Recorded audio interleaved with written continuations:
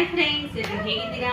So friends ಇದರಲ್ಲಿ 3 ರೀತಿಯ ಮಾವಿನಕಾಯಿ ಇದೆ. ಸೊ ಅದು ಯಾವ್ದಾದ್ರು ಅಂತ ತೋರಿಸ್ತೀನಿ ನೋಡಿ. ಸೊ ಇದು ಒಂದು ರೀತಿ ಮಾವಿನಕಾಯಿ ಫ್ರೆಂಡ್ಸ್. ಸೊ ನೋಡಿ, ಇದು ಮತ್ತೊಂದು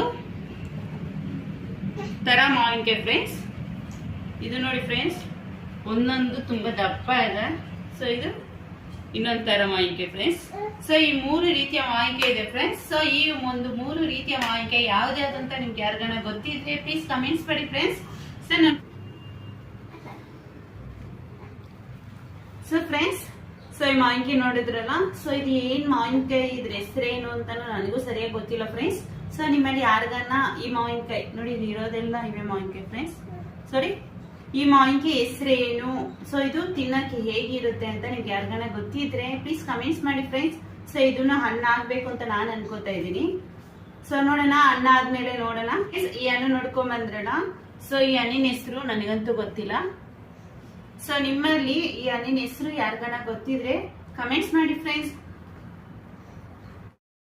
ಸೊ ಫ್ರೆಂಡ್ಸ್, ಈ ಒಂದು ವಿಡಿಯೋ ನಿಮಗೆ ಹೇಗೆ ಅನಿಸ್ತು ಅಂತ ನಂಗೆ ಕಮೆಂಟ್ಸ್ ಮಾಡಿ, ಹಾಗೆ ಲೈಕ್ ಮಾಡಿ, ಸಬ್ಸ್ಕ್ರೈಬ್ ಮಾಡ್ಕೊಳ್ಳಿ friends. Thank you for watching. Bye.